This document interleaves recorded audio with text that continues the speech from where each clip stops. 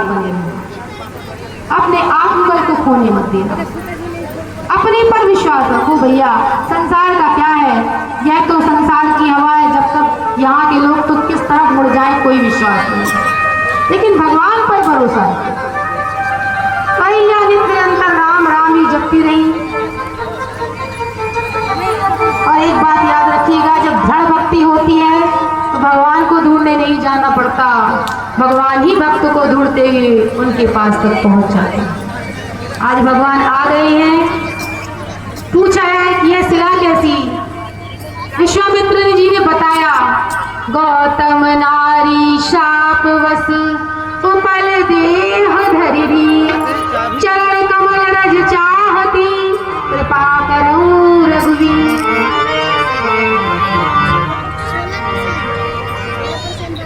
हे राम, ये गौतम की नारी अहिल्या है, आपके चरणों की रज चाहती है, इसी से इनका उद्धार संभव होगा। तब भगवान ने संकोचवश हल्का सा चरणों को उठाया और जो किंचित रज पड़ी उतने में ही उसमें से एक सुंदर युवती प्रकट हो गई। प्रणाम किया है अहिल्या ने, भगवान के दर्शन किए हैं, भाव विवल हो गई हैं और पूछा है राम जी ने। पहले तो राम जी ने कहा कि हे अहिल्या, तुमने बड़ा तप किया, जिस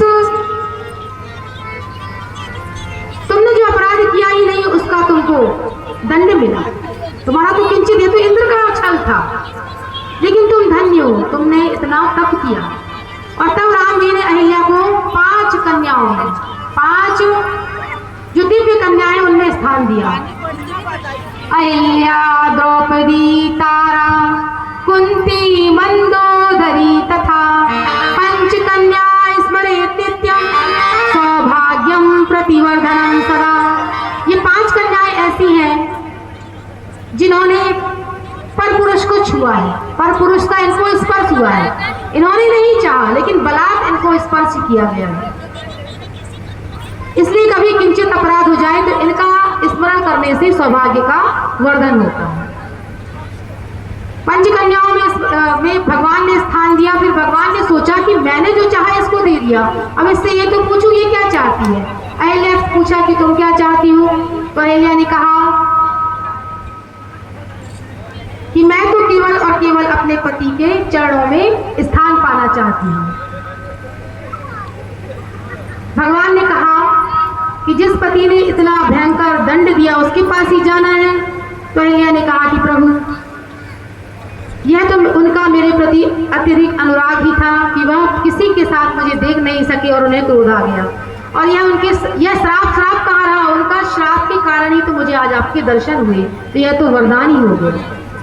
और तब यही भांति सिधारी गौतम नारी, गए पति लोक आनंद भरी।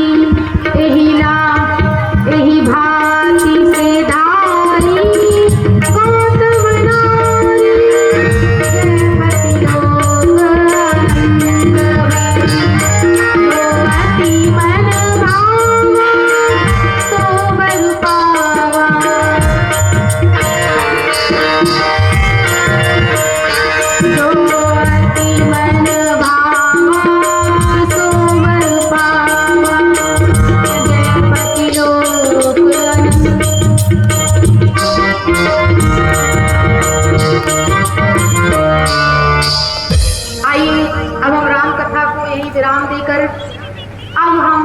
कृष्ण कथा में प्रवेश करेंगे, जिसके लिए आप प्रतीक्षारत हैं। समय की मर्यादा को ध्यान रखते हुए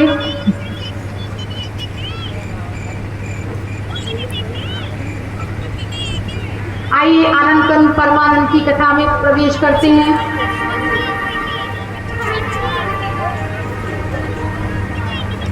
मथुरा मोक्षदायिनी नगरी है, जहाँ के राजा हैं उग्रसेन।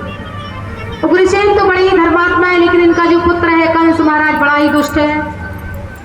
और एक दिन इसने इसकी जो चचेरी बहन है उनका नाम है देवकी। देवकी से यह बड़ा प्रेम करता था और अपने मित्र वसुदेव के साथ देवकी का इन्होंने कंस ने विवाह तय किया। बड़े ही धूमधाम से विवाह किया, बड़े ही साज सज्जा पूरे महल में कराई। और जब देवकी विदा होने लगी तो यह भी देवकी को अपनी बहन को प्रेमवश विदा करने के लिए चला। विदाई के समय जोर जोर से रोने लगा। प्रजा ने देखा कि अरे महाराज कंस तो देखने में बड़े दुष्ट दिखाई देते हैं, पर हृदय से कितने कोमल है। देखो अपनी बहन देवकी का कितना रो रो कर, कितना दुखित होकर के विदाई कर रही है।